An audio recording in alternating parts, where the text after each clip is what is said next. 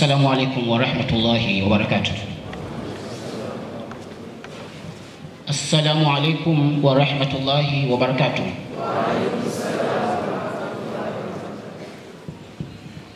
أحسن بداية بسم الله، وفي كل حال نقول الحمد لله، ولا حول ولا قوة إلا بالله،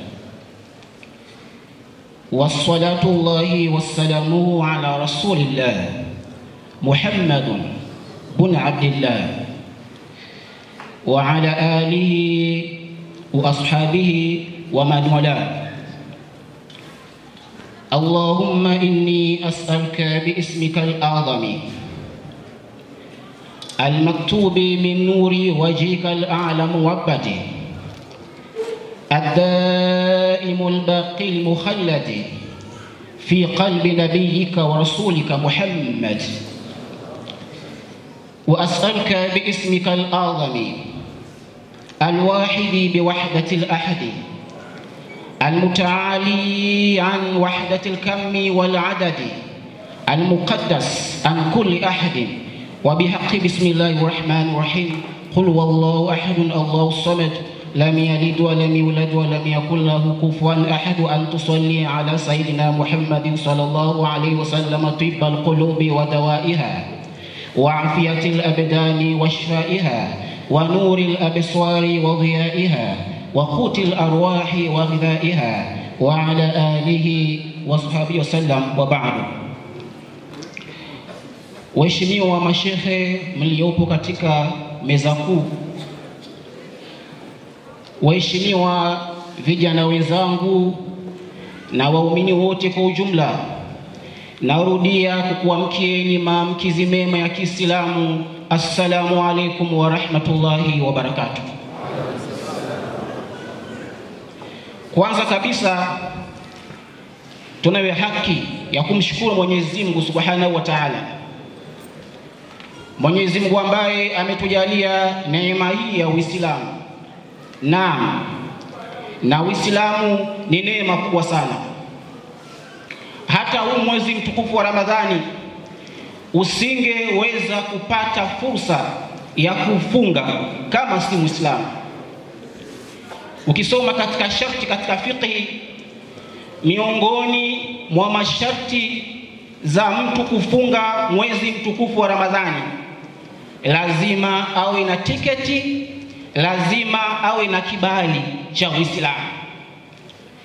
Yumkin tofauti na hivyo, kwa ugumu ambao unaopatikana katika funga, lisingewekwa sharti hili kwamba anaitakiwa kufunga mwezi mtukufu wa Ramadhani lazima awe Muislamu, basi kwa wale Waislamu wavivu wangelikuwa wanatoa pesa zao kuwapelekea wale ambao si Waislamu waweze kuwasaidia kufunga mwezi mtukufu wa Ramadhani. Lakini limewekwa sharti kwamba ili uweze kufunga mwezi mtukufu wa Ramadhani lazima sharti la kwanza uwe Muislamu. Kwa hiyo hatuna budi ya kumshukuru Mwenyezi Mungu Subhanahu wa Ta'ala kwa kuweza kutujalia neema hii ya Uislamu. Pia rehema na amani zimuendee kiongozi wa umma Nabii Muhammad sallallahu alaihi wasallama na ali zake na sahaba zake na Waislamu wote kwa ujumla.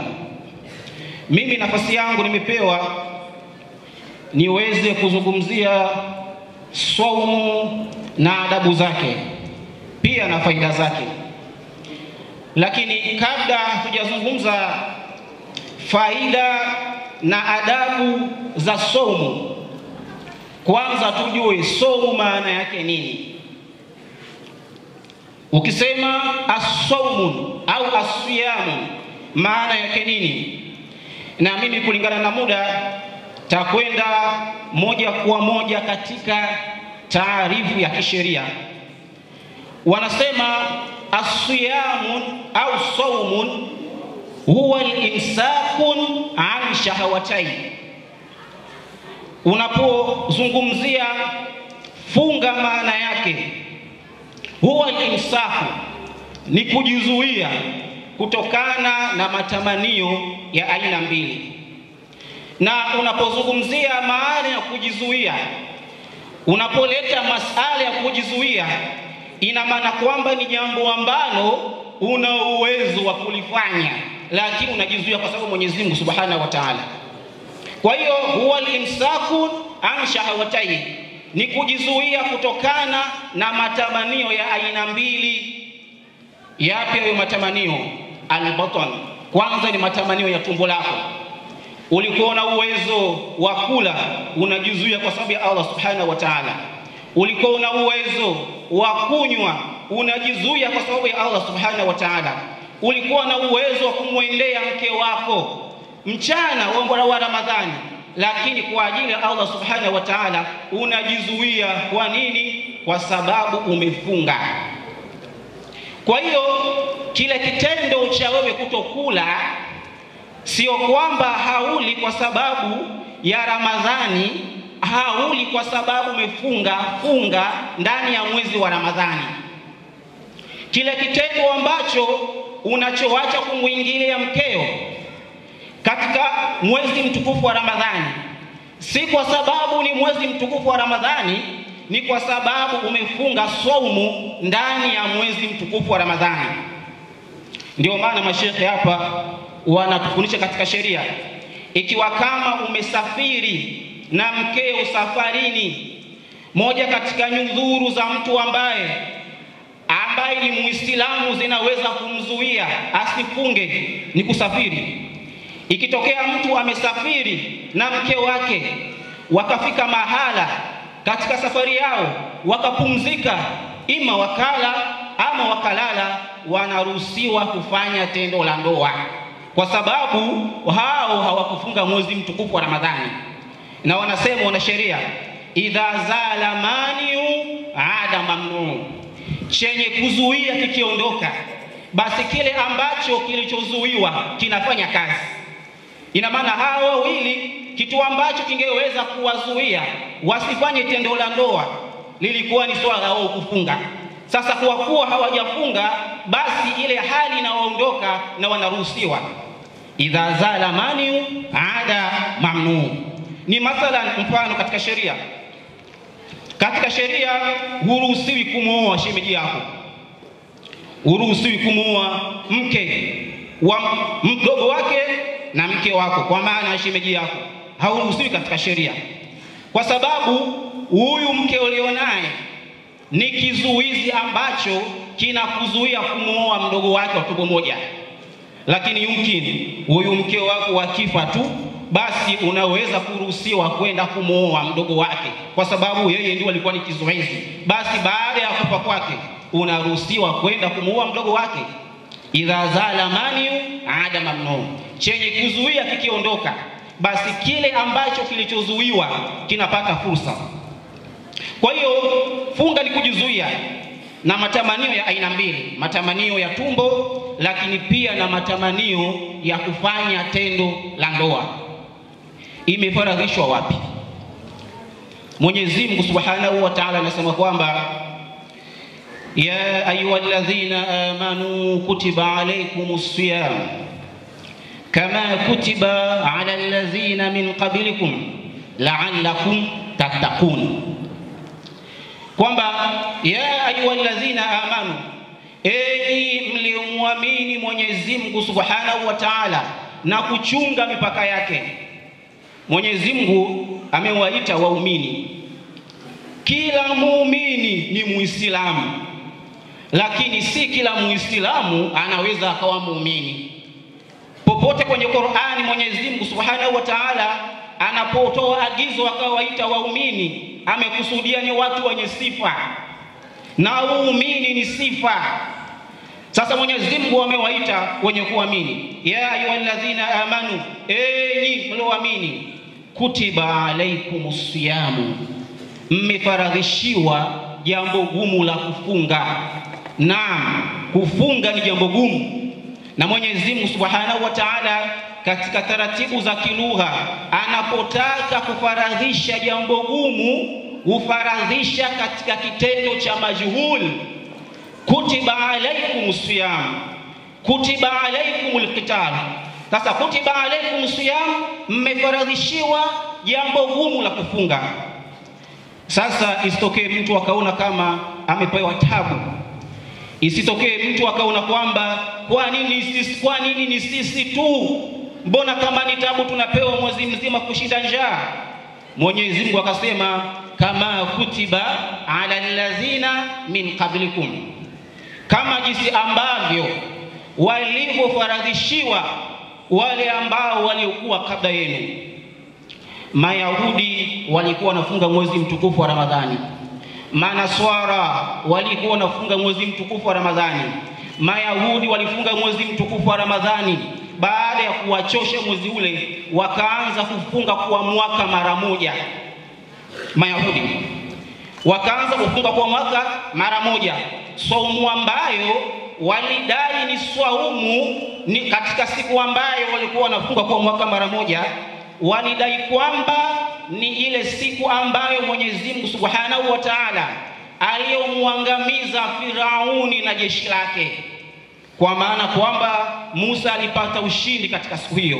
Basi Mayahudi wakaacha kufunga mwezi mtukufu wa Ramadhani, wakaanza kufunga siku moja tu katika mwaka, wakidai kwamba ni siku Nabii Musa alayhisalam alipata ushindi, siku ambayo ndio Firauni na jeshi lake waliweza kuteketea. Kwa hiyo isitokee mtu akahisi kwamba ni tabu. Hapana, kama kutiba ala alladhina min qablikum, kama jinsi ambavyo walivyofaradhishiwa waliokuwa kabla yenu, la'allakum tattaqun, la'allakum tattaqun. Sasa la'allakum tunaweza kusema ili muwe wacha Mungu. Tukisema ili muwe wacha Mungu, yawezekana lengo la Mwenyezi Mungu Subhanahu wa Ta'ala la kutaka sisi tuwe wacha Mungu kupitia funga likashindikana. Sasa tusiseme kwamba la'allakum tattaqun, tusiseme ili muwe wacha Mungu, kwa sababu Mwenyezi Mungu Subhanahu wa Ta'ala lengo lolote ambalo analoliweka na kuwaliazimia lazima litimie.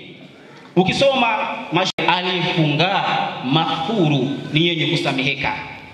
Hizi ni faida za funga kwa mtu mmoja mmoja, dua zenye kujibiwa. Watu kwa matatizo ya aina mbalimbali utumie mwezi mtukufu wa Ramadhani kuomba yale ambayo unayohitaji. Kama ni mwanafunzi, Mwenyezi Mungu Subhanahu wa Ta'ala akujalie, akuthibitishe usome, ufike katika malengo yanayokusudiwa ya kielimu na mengine zaidi ya hayo. Kwa hiyo hii ni faida ya funga ambayo inaweza kupatikana kwa mtu mmoja mmoja. Lakini kuna faida za funga kiuchumi, na tunasema kila siku moja katika makusudio ya mwezi mtukufu wa Ramadhani ni taadhibu nufusi anil jum'i, ni kuziadabisha nafsi zetu kwa njaa. Ndio maana yake, kwa sababu joto la njaa wanasema hii maana ya Ramadhani. Ukisikia maana ya Ramadhani wanasema ni harun shadidun yuhriku dhunuba bisalihil a'mal. Ndio maana Ramadhani ni harun shadidu, ni joto kali. Ramadhani ni joto kali, humu ndani kuna joto, watu wajipepea, lakini nafunga nayo inachangia kuongeza joto. Ni harun shadidu, ni joto kali, yuhriku dhunuba bisalihil a'mal, ambalo linaloteketeza madhambi kwa kufanya matendo ambayo yaliyo mema. Ndio maana Ramadhani ni joto kali. Na ukiangalia neno Ramadhani lina herufi 5, lina re, alafu lina mim, alafu lina dwadi, alafu kuna alif, alafu kuna nun mwisho. Sawa sawa. Ukisema re ni rahmatullahi lilmu'minin, ukisema mim ni maghfiratullahi lilasin, ukisema dwadi ni dwadullahi lilmuslimin, ukisema alif ni ulfatullah, na ukisema nun ni nurullah. Hapa ni katika kukatakata zile herufi zile za neno Ramadhani. Ile re ni rehema za Mwenyezi Mungu kwa waumini, na ile mim ni msamaha wa Mwenyezi Mungu Subhanahu wa Ta'ala kwa wenye kufanya madhambi. na ile utoaji ni dhamana ya Mwenyezi Mungu Subhanahu wa Ta'ala anayowapa waumini ya kuwasamehe, ya kuwafungulia mambo yao. Na ile alifu ni ulfatullah, ni namna Mwenyezi Mungu anavyowaunganisha watu, na ile nuni ni nurullah, ni nuru au mwongozo wa Mwenyezi Mungu Subhanahu wa Ta'ala. Ndugu zangu, Mtume sallallahu alaihi wasallam anasema kwamba man swama ramadanan imanan wa ihtisaban ghufira lahu ma taqaddama min dhanbihi, mtu ambaye atakayefunga mwezi mtukufu wa Ramadhani imanan, kwa imani thabiti, wa ihtisaban, na kwa kutarajia malipo. Umeona matarajio? Kumbe hata ile funga yako ambayo unayofunga lazima uwe na matarajio nayo ya kupata malipo, kwa maana ya nia. Lazima nia yako iwe safi. Na wanatuambia kwamba rubbama amalun kabirun yusaghiruhu nia wa rubbama amalun saghirun yukabbiruhu nia. Unaweza ukafanya amali kubwa ikadogoshwa na nia, wa rubbama amalun saghiru, na unaweza ukafanya amali ndogo yukabbiruhu nia, ikakuzwa kwa sababu ya nia.